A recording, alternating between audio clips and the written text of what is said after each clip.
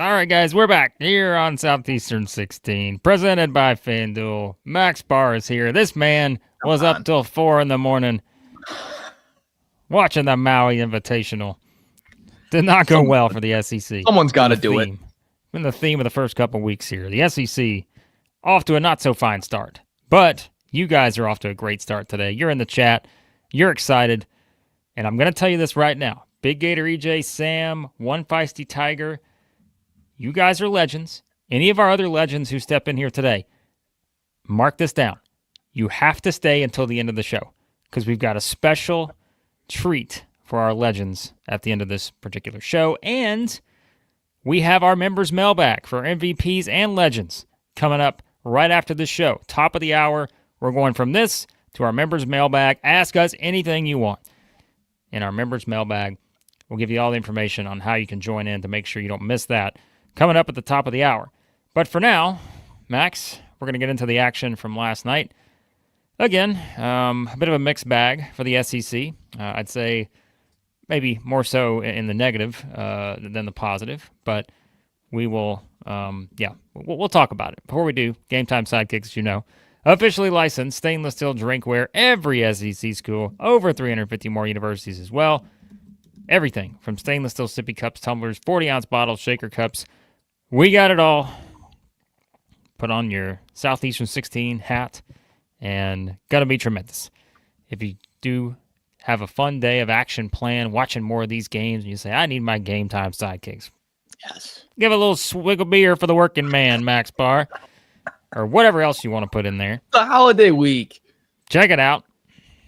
I'm not telling you what you can put whatever you want in there, but Game Time Sidekicks isn't going to make those decisions for you, but they'll make your decision easy. Buy a Game Time Sidekicks. Enjoy it. All right. Max, where would you like to start? Let's start with the Zags in Alabama. You know, it was a high-profile game. Said it'd be a good one. Was a good one. But unfortunately, the Zags come out on top. Well, I guess maybe fortunately if you're a fan of Auburn. But, yeah, the Zags come out on top in this game, 95-85. I mean, Grant Foster, Graham Ike, they were kind of the story here. LeBaron Philon goes for 29 for Alabama. Just felt like every time Alabama tried to make its move, the Zags would just answer with big play after big play after big play. And that was kind of the story here, I thought. It just, the Zags kept finding ways to make those plays down the stretch. And Alabama, without Reitzel, Aiden Holloway did not have his best game, went 2 of 10 from 3. I think that combination really hurt him in trying to find a way to victory here.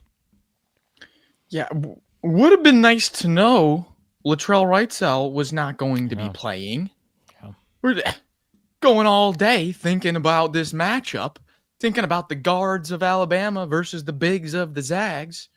And then 30 minutes before the game, maybe the best defensive guard of that group is going to be out. Okay. Yep. It would have been nice to know. Houston Millette, 0 points. Got to be a little bit more aggressive. And you're right, Aiden Holloway, 2 of 10. And it wasn't a great 2 of 10. Like, it was an ugly game for Aiden Holloway. Just did not look comfortable out there. You got to give credit to the Zags, though. This is I think Norlander tweeted it out. He was like, vastly underrated team by everybody. Nobody in the preseason gave this team enough credit. If you did have the Zags as a top 3 team in the nation in the preseason, more power to you, because you saw something that a lot of people didn't. Steele Venters, 4 of 8 from 3, and it felt like all 4 of those threes were just like killers. Like momentum killer. It was like every time Steele Venters comes off the bench and they get some good action and they spray it to him, it's like, oh, there comes a dagger 3. Grant Foster was absolutely incredible. I mean, I don't even want to really knock Alabama. There are some things that we're going to dig into here with the Tide because they were our number 1 team in our power rankings and they've got some holes. But I think the storyline coming out of this game, for me at least, Blake, was much more of, holy crap, the Zags are incredible. Yeah, I agree with that. I think this was more about the Zags than Alabama. I mean, I still think Alabama has an argument to be the best team in the league. Right. I think the Zags are, I said it yesterday. I'm like, I think this is more like, could it be a national championship preview versus a Final Four preview? If Alabama gets everybody healthy and they're clicking, you can certainly see a path for Alabama getting back to a Final Four. And I think the Zags right now, I mean, are they the number one team in the country? Well, remember when we asked ourselves the question last week, who's the best team you've seen so Yeah. far? I've got a new answer. Yeah, I probably agree with that. Yeah. They look like to the eye test, they look the best. The two-man tandem with Huff and EK. If you don't have them, you got Grant Foster and Venters on the wing, Saint Supuri, Miller, whoever it is, Smith in the backcourt. I mean, they don't really have a hole on the team. Yeah. I mean, Arizona, I would agree, Big Gator EJ has the better True. body of work. And there's no doubt about that. And I think you can absolutely make the argument. I mean, again, they have a road win at UConn. And, of course, they've beaten Florida. So, yeah, I mean, I think Arizona probably has the better case if you just want to go by resume. But I still think if you just see the Zags team and they're cooking right now, that is that one definitely stands out. What stood out most for you on the Alabama side of things? I mean, I think Aiden Sherrill going for 14 and 6, had 3 blocks. I think that's the kind of stat line you'd love to get every game. I don't know that you need him to score 14 every game, but that was certainly something that stood out. I mean, Amari Allen, as we said, no surprise probably to see him play as many minutes as he did. I mean, he scored 14 in this game. Bristow, 7 points, 11 rebounds. Like I think you're starting to see. And that's where like the frustration of just the double whammy, the triple whammy of your other 3 top guards in Millette, Holloway, and Reitzel. Reitzel doesn't play, so you get nothing from him. Millette doesn't score, so nothing there. And then Holloway has one of his worst shooting games. Mm-hmm. And it's like and we said this with Purdue, right? It's like they got out rebounded by 24. All those things I just said, having your other 3 guards outside of Phylon, not really do a whole lot. And yet, like it's fine. It winds up as a 10-point finish, but again, Alabama made the run there late to where they're in a position to win the game, and so it's like, dude, it's just that may make it more frustrating for Alabama fans to be like looking at it and say, that's how close we are, and it's just we've come up short in a couple of these games, but long term, the odds of all that stuff happening are not going to be the exact same, right? So. I don't know. Yeah, and kind of it's a negative development, but Noah Williamson is just unplayable in big games. Just unplayable. Cannot play him. And I'm sorry to be harsh, but Alabama fans will agree with me. He's a fish out of water out there. I thought London Jemison looked great in his minutes, and then he would just pick up a foul real quick right after. It was like, just gotta get him to stay out there a little bit longer. Taylor Bowen, Sherrill, it's gonna be the story all year. You're gonna hear Oates like a broken record talking about toughness, physicality, and challenging these guys. That's gonna be what this team has to. That's gonna be the thing they have to improve on the most. Aiden Holloway's not shooting 2 of 10 every night. Houston Millette's not putting up 0 points every night. And they're going to have Latrell Wrightsell and Bethea warmed up. Oates did say no timetable for return in the foreseeable future, but Bethea's looking more and more healthy. So add in a healthy Wrightsell, add in a healthy Bethea, and then over the course of the season, increase this toughness. And I think you can start to beat teams like the Zags and stuff, but you're missing that toughness piece right now. Yeah, you gotta get this whole team together, and I think it's just so far you just had a missing piece here, a missing piece there, and again, Bethea has been the one constant. Just not having him has hurt because I mean, think about how much we're talking this guy up in the offseason. Like we know the kind of role he's going to play once he gets back, and that's where again it can kind of be scary too to think about Alabama once he's back in the mix, and I just don't think you're going to get these poor shooting performances from these guys every single night, and you've got, I mean, an absolute star in Phylon. I hate to put you on the spot with this question, Max, but these are the kind of questions we like to ask in our field. Like, is Phylon the SEC Player of the Year to this point? Right now, I think he is. I'm just trying to think. Like, I mean, I think you throw Gillespie in there. I think throw Tommy H in there. Even Condon. Keyshawn Hall. Keyshawn Hall. I'm But just right now, rattling I would off. say, Yeah. I mean, if you watch Phylon, he's on a different speed right now. I'd throw Malik Thomas in there too. Yeah. So yeah, I think that's it. So, all right. There's not many point guards right now in the country that you would pick over LeBaron Phylon. I mean, that Saint Superi for the Zags. I mean, that's a pro. He's a pro coming from Spain, and I thought LeBaron outplayed him.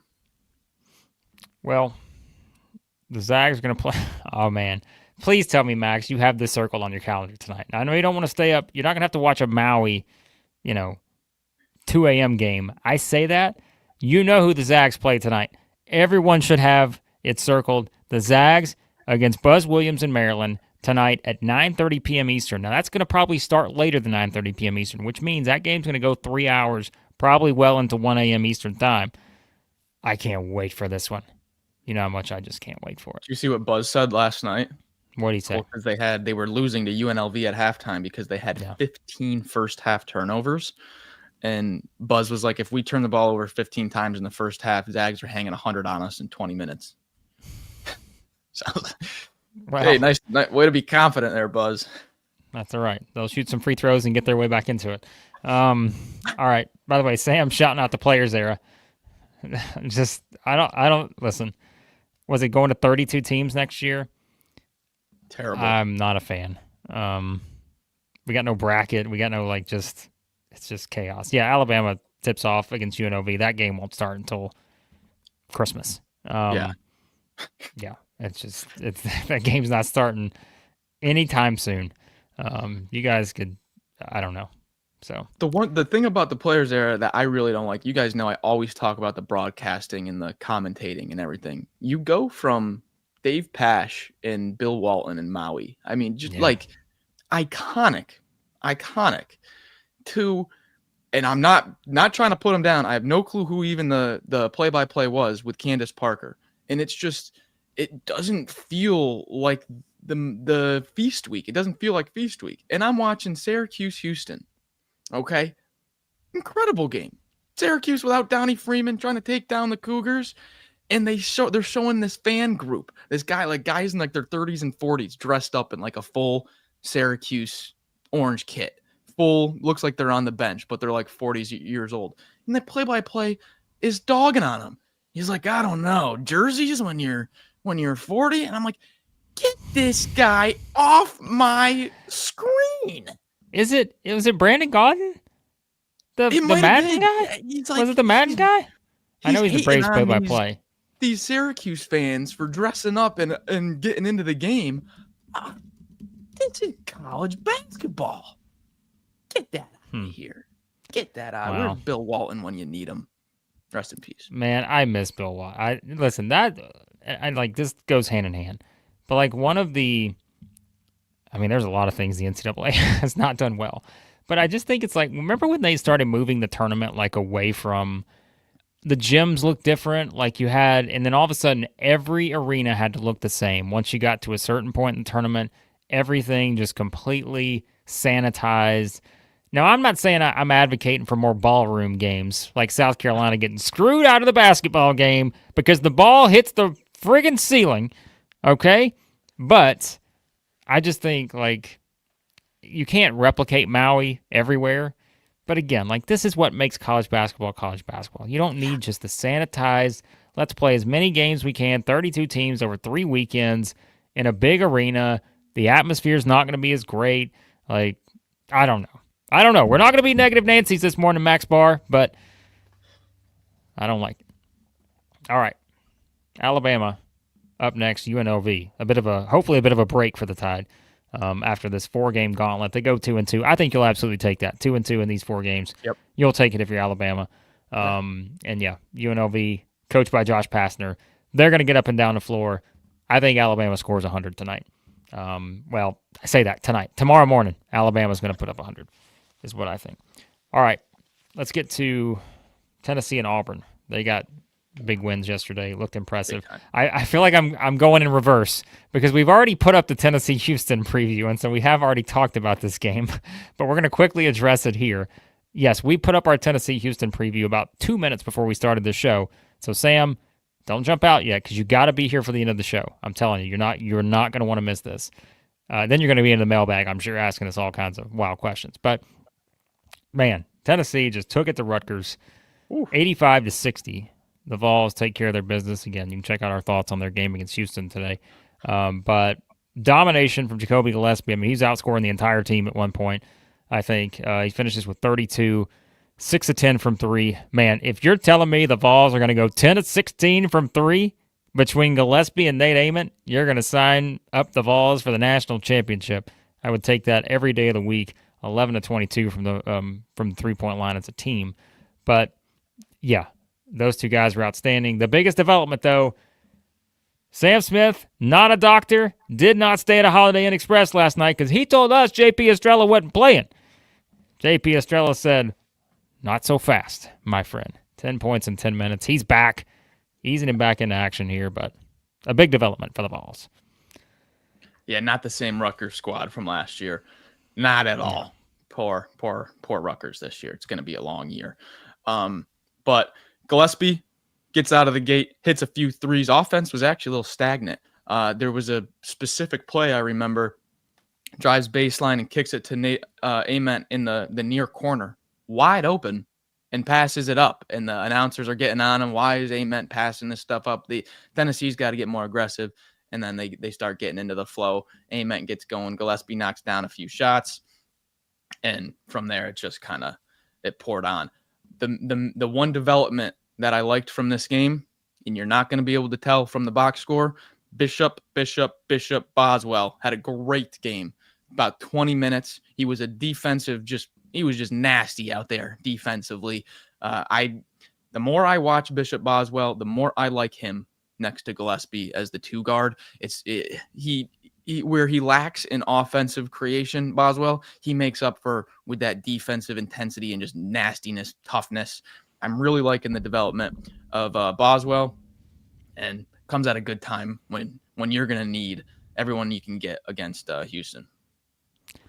Well, Tennessee's defense, we know, is going to be a well-oiled machine. I think the development I talked about in the Tennessee-Houston preview, I just thought they were way more active on offense, ran some good stuff. I just think, they really – it wasn't necessarily always just like one-on-one type stuff and everyone kind of stands around. They were, there were good cuts. You're getting good paths, like just that kind of court awareness type stuff where you got guys moving and you're keeping the defense – active too. That's what you want. And so they're going to need to do that, as we say in the preview, a lot against Houston.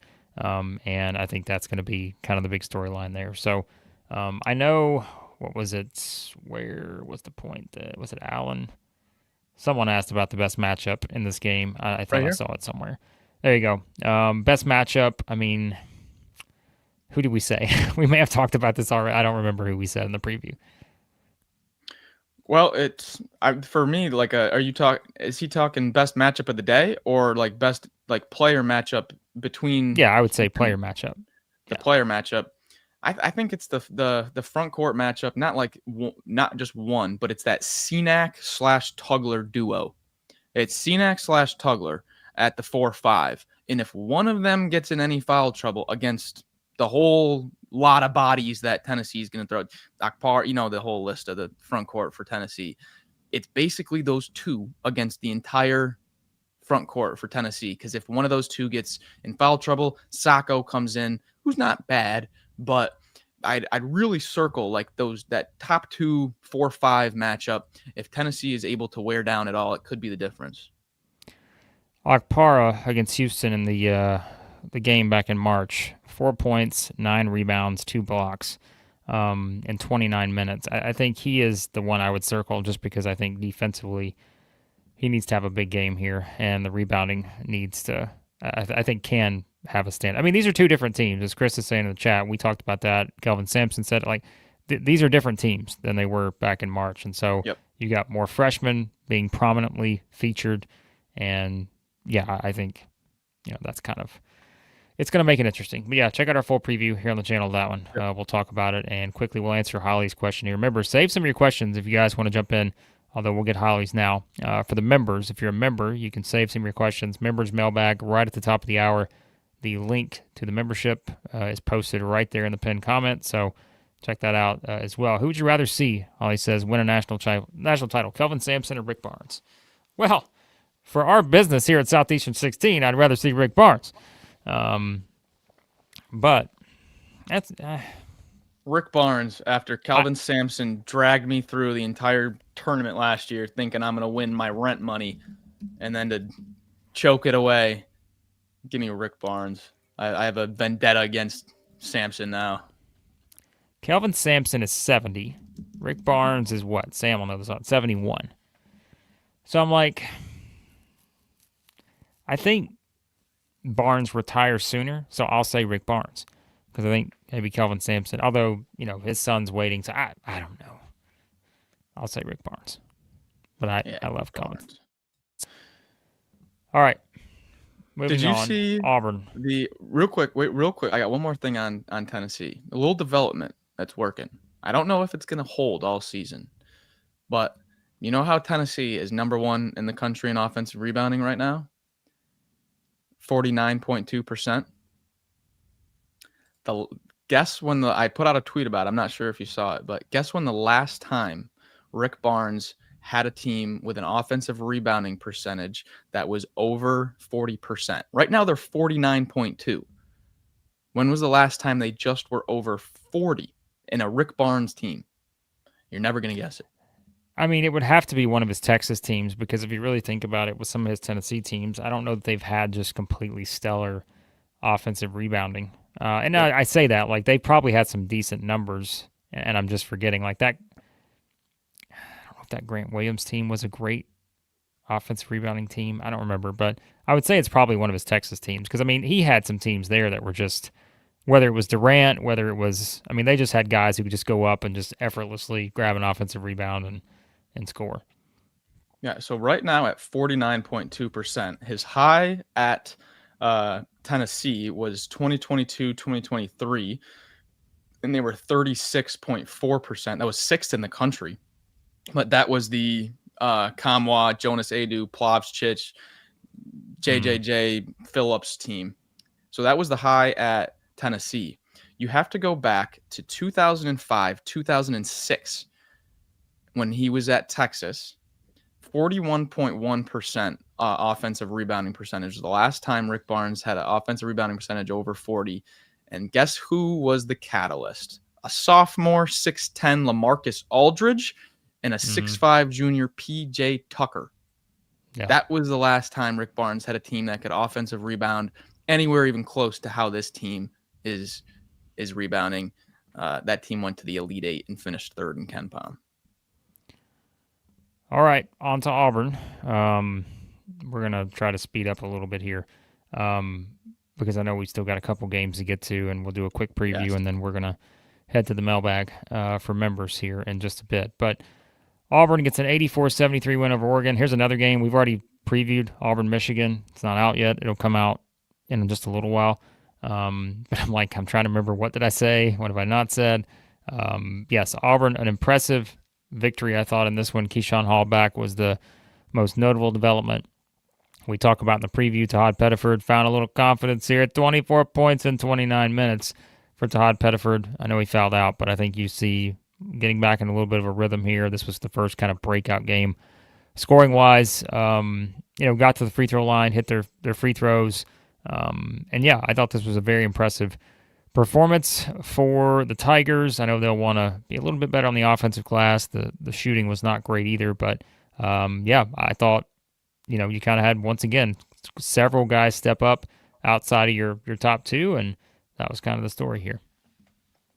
I thought the defensive effort was impressive, holding Jackson Shellstad to only 9 points. Now the 1 of 11 from 3, he missed some looks. But this is an Oregon team where we were talking in the morning, and we were like, man, it's Dana Altman.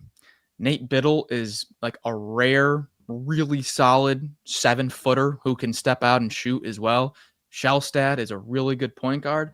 Why are we doubting Oregon? And it was tight for a while, but just everything that Auburn had to throw at them, the physicality of the wings for Auburn, Elijah Freeman, Overton, if you want to throw Overton on a wing, kind of 6'5" oversized guard. Thought that was the difference. They just like Simpkins, Pryor, a little bit of Lindsey, who normally tries to bully you down a little bit. I thought Auburn took the Oregon physicality and just threw it right back in their face and said, nope. We're gonna be the more physical team here tonight. And I thought that's what they did.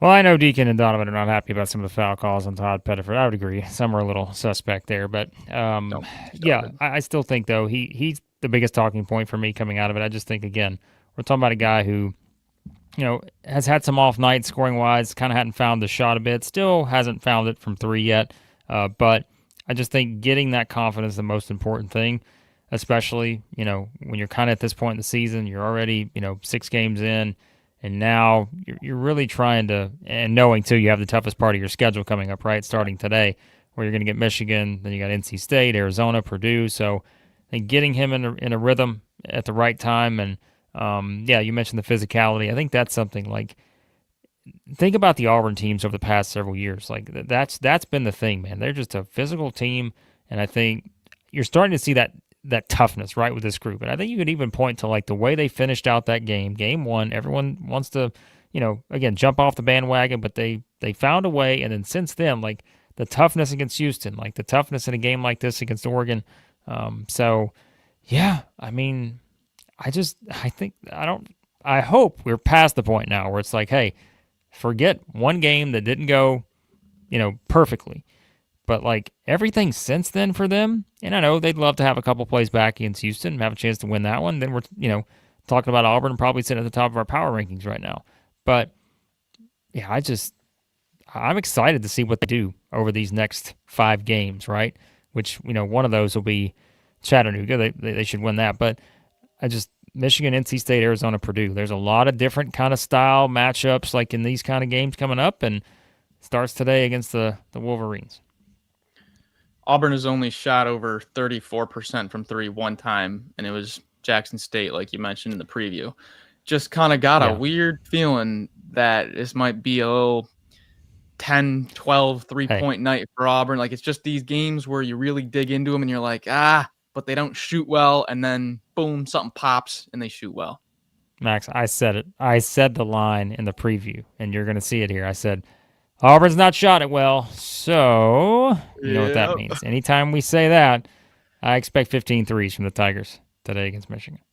Think something breaks. Yeah.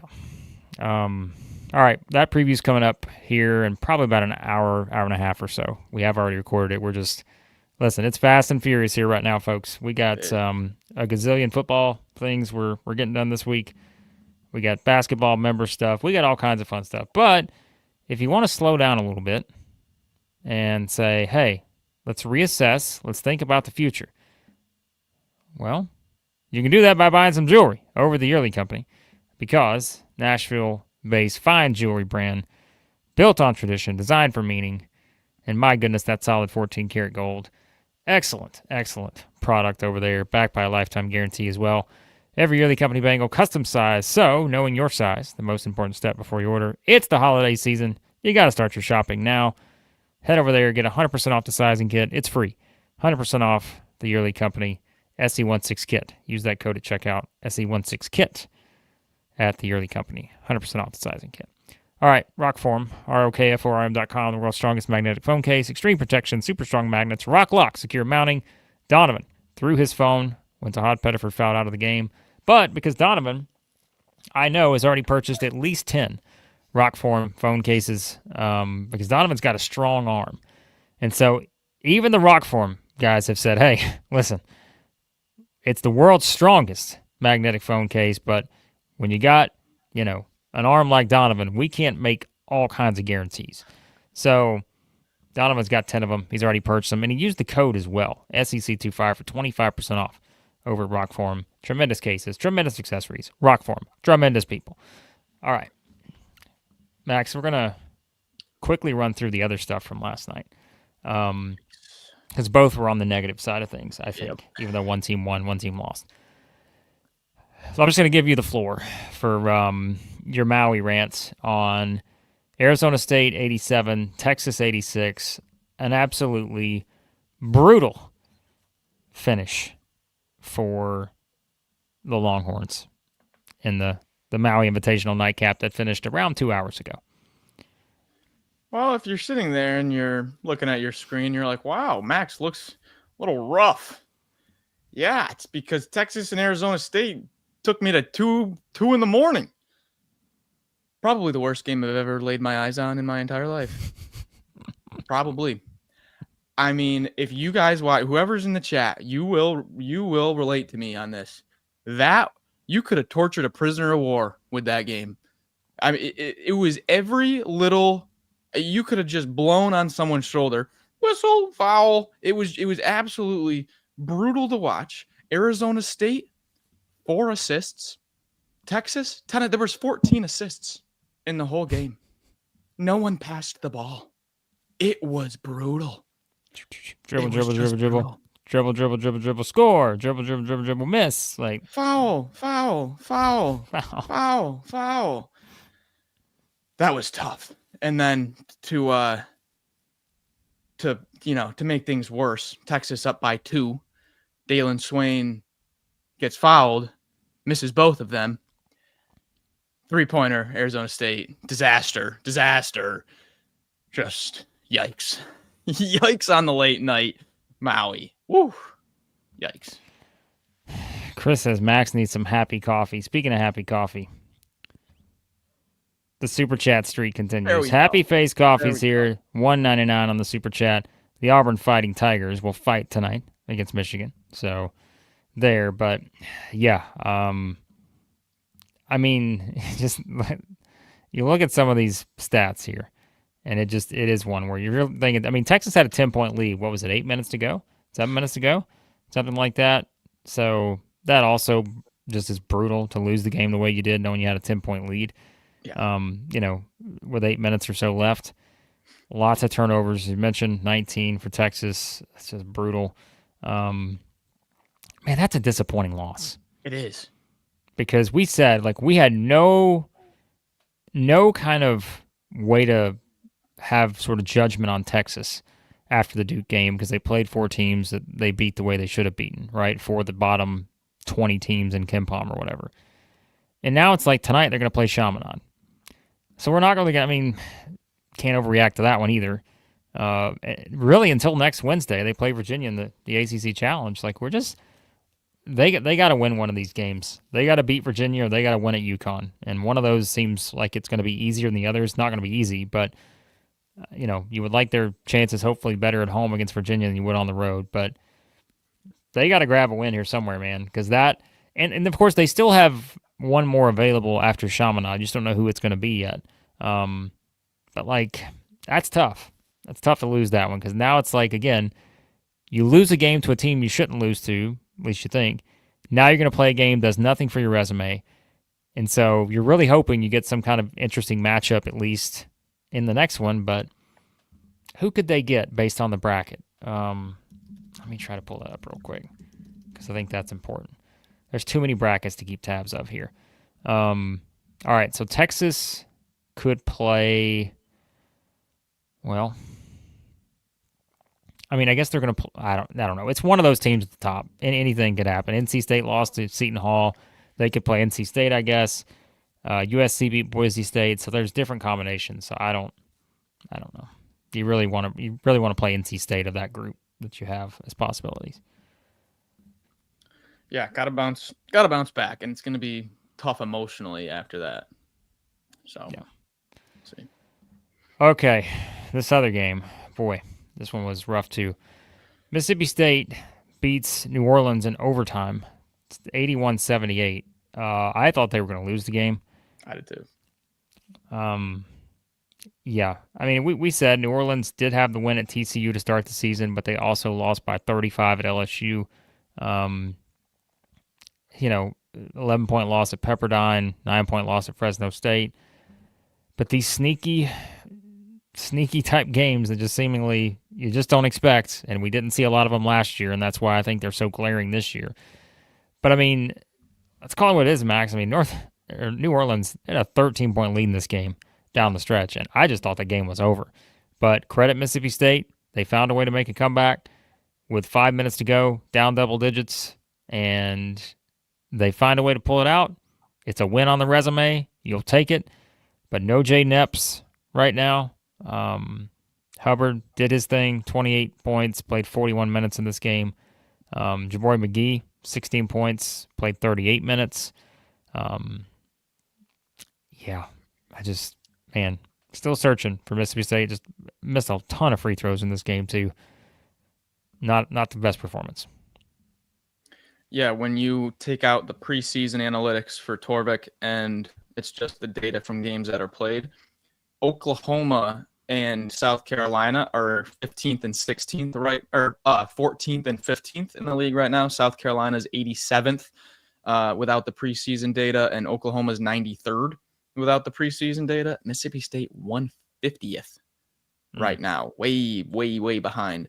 I don't know what's happened to Achor. Really expected him to have a big role. I mean, flashing back 2 years ago to the Kansas game, first round of the tournament, 23 points, 8 rebounds, 2 assists, no turnovers. He was an absolute machine for Buckyball, a machine.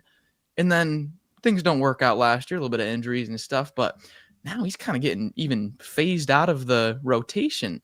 Only 14 minutes against New Mexico, only 8 minutes in an overtime game against New Orleans. It's like, okay, I think we're still figuring out who's even going to play, who's even going to be the guys. I don't even think we know that yet. Yeah, I don't either.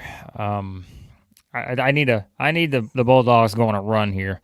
They got SMU, Georgia Tech, San Francisco, and Utah next. I need a 4-0 from the Bulldogs in this one to make up a little ground here. Come on. I need some 4-0 action to make up some ground. Yeah. So, yeah, big stretch coming up for Mississippi State. I mean, right now, obviously, they'd be projected outside the tournament.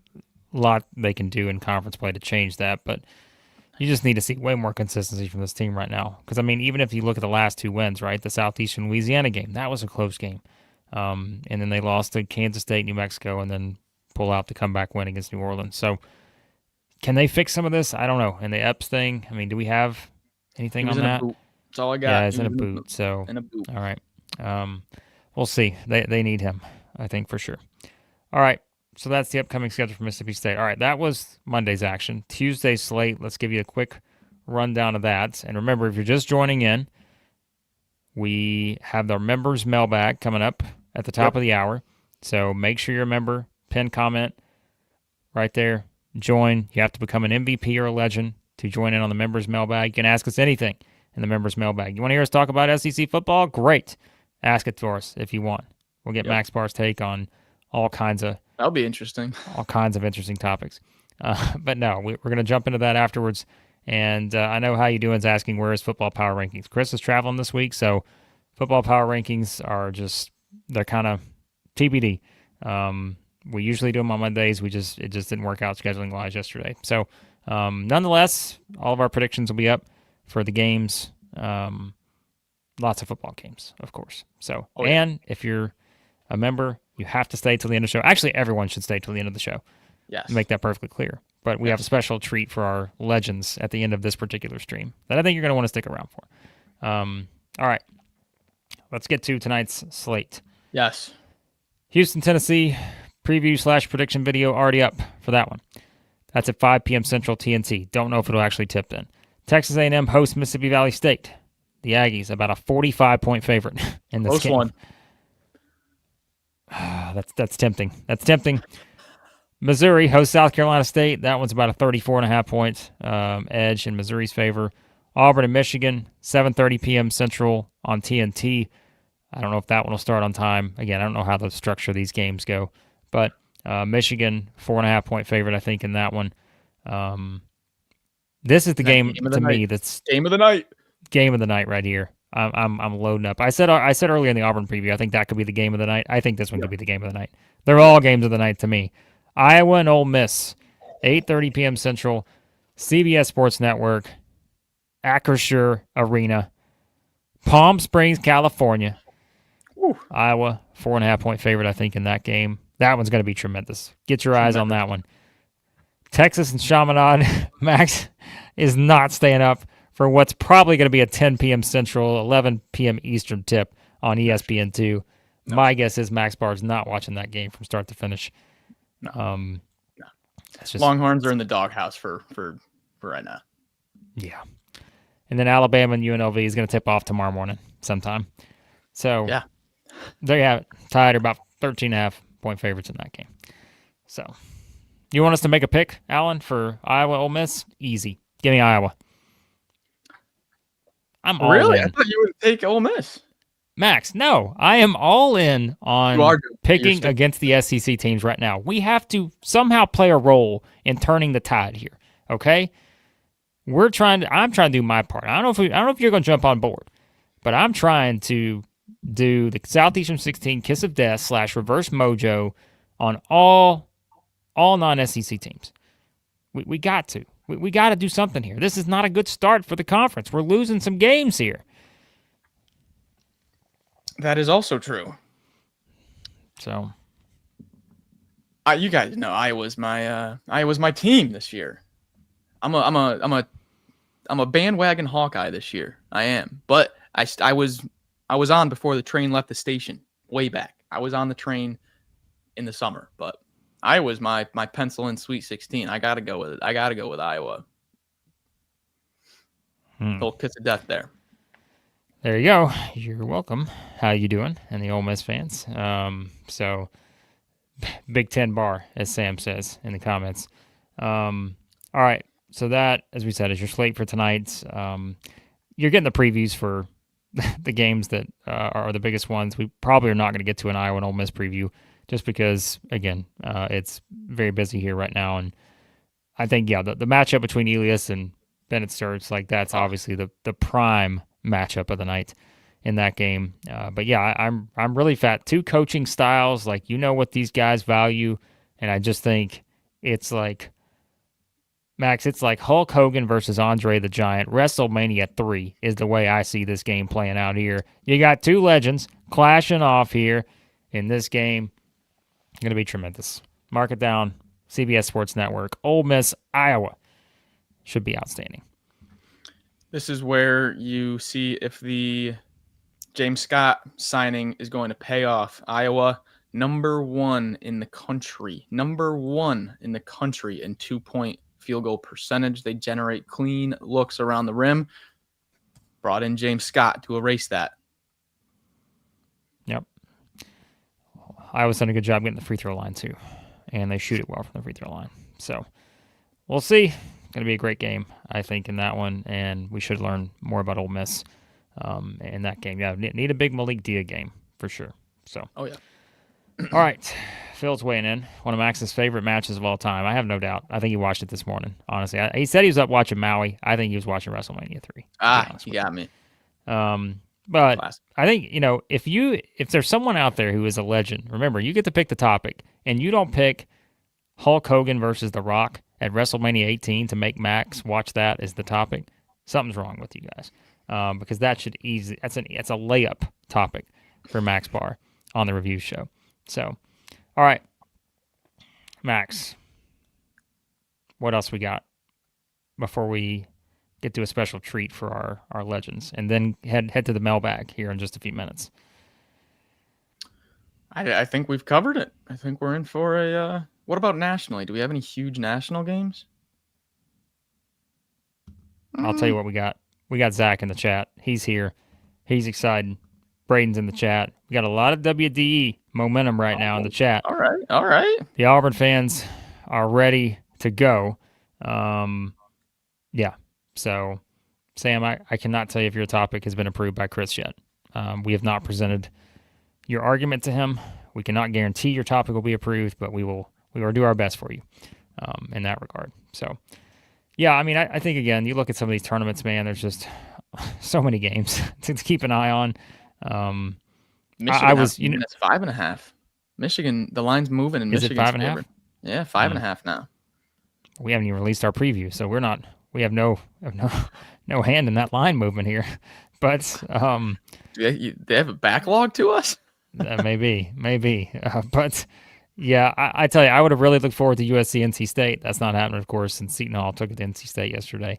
USC beat Boise, so that I think, man, Maui less entertaining for me now because we don't get that matchup. That was the one I was kind of most looking forward to on that one. But yeah, I mean, the Players era, take your pick. There's a lot of great games. I mean, that St. John's Iowa State game yesterday, that was a lot of fun. So yeah, St. John's Baylor, that should be a great coaching matchup there in that one. Yeah, so there's just so many good games, man. I can't keep up. One thing we didn't talk about was the Players era setup and how you reach the championship game. It's such there's no bracket. There's no bracket. Yeah. It goes first record, then head-to-head, then your average margin of victory by a maximum of 20 points. Yes. So it's basically like the only way you play in the championship of the Players era is if you win your first 2 games by more than 20 points. Like Iowa State beats St. John's in a great game, a great win. Now they can't play for the championship now because they didn't win by 20 points. What a horrible... Who's making this? It's like, this is where, again, who are these people who are sitting there saying, you know what, I got a great idea. Rather than do the thing that is as old as time, as tested as can be, a simple tournament, the thing that excites college basketball fans more than anything on the planet, other than Southeastern 16 live in the mornings.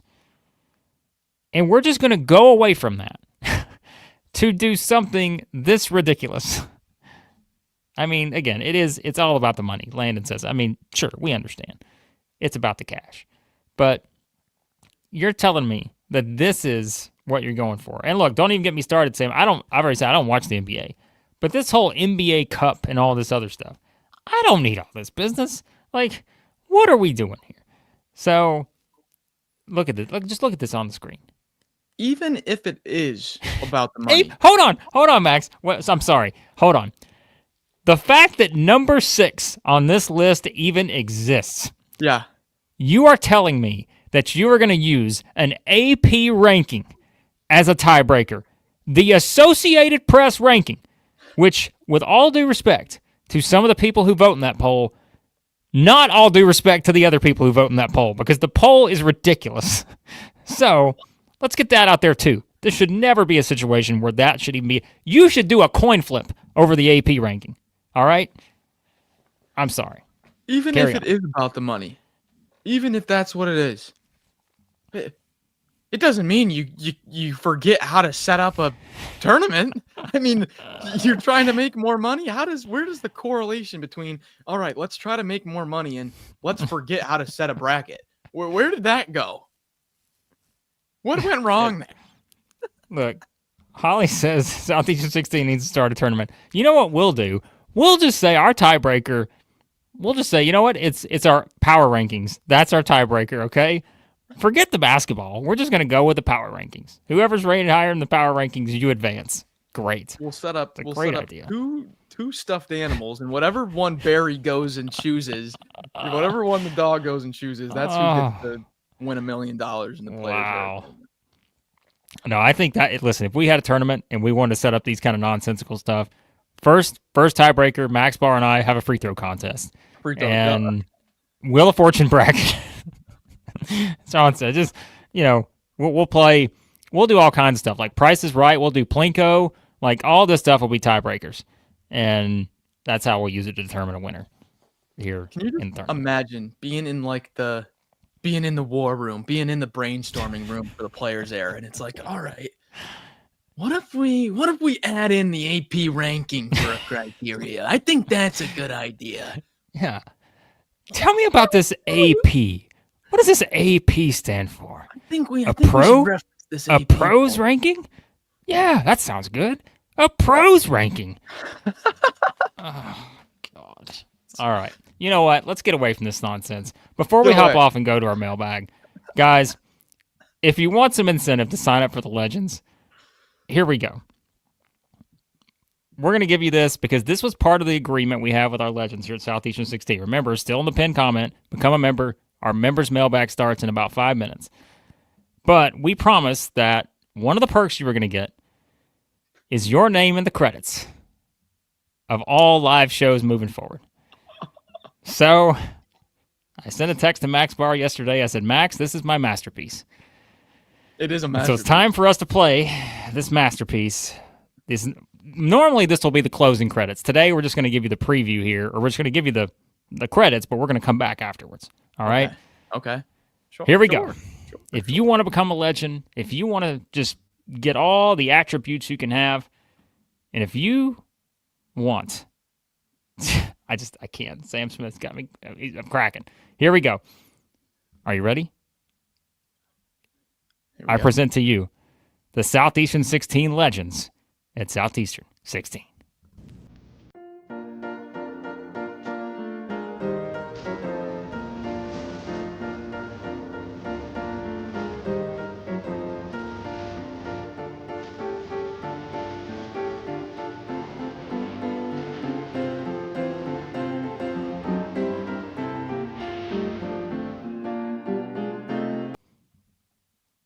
Nice. That just felt nice. Tremendous stuff for our legends here. Incredible. The chat they've never seen anything like it. It's the best thing since the Player Errors Tournament Tiebreakers. They've never seen anything like this before. Unbelievable. If you're listening on the audio, you're not going to get the full effect here. But incredible stuff. No, Sam, this was not AI. I want to make that perfectly clear. Okay? Don't you? Great work these days is not always AI. Some people. This was Blake. I my masterpiece, as I said. Yeah, so. This is going to win multiple awards. This is going to be like the, you know how before like football season you start hearing like the CBS theme song and stuff like that, and you're like, oh, it's the season right there. That little song is going to be like nice. Yeah. Southeastern 16. Yeah, that'll be it. So, Big Hitter EJ, I cannot play it again. That is the rule. I will not play it again. But we do this for every live show. So on every single live show, that is your incentive to sign up. If you want to become a legend, we will play that at the end of every live show. That'll be our new closing credits here at Southeastern 16. Nice. So only on the live shows, though. You're not getting it on every video, folks. But there you have it. All right. We're about to hop off. I'm going to drop the link here to the members' mailbag. Yes. So if you guys are members, MVPs, and legends, you can hop over to that video. I agree, Chris. I agree. Look, listen, Phil, you couldn't see us on the screen, but Max and I were both dancing the entire time. We were a little... we were having some fun. Well, Thanksgiving boogie. Yeah. All right, I put the link in the comments to the members mailbag. We're about to hop off this one, go to that one, and yes, we'll answer your questions over there. We appreciate you guys. You always make this fun. It's a very busy week with all the games going on. As we said, Tennessee Houston preview's up. Check that out. Auburn, Michigan will go up right after we finish the mailbag, and then we got more football predictions coming today on the other games we didn't get to yesterday. So. Yes, hit the like button on your way out. That helps us out. Again, sign up for a membership. A lot of you guys have already upgraded your memberships. And, yeah, so much fun. Max and I plan on having our first review show out this week. That one's not a Legends member one. As we said, those will be special. We'll do one or two of those a month.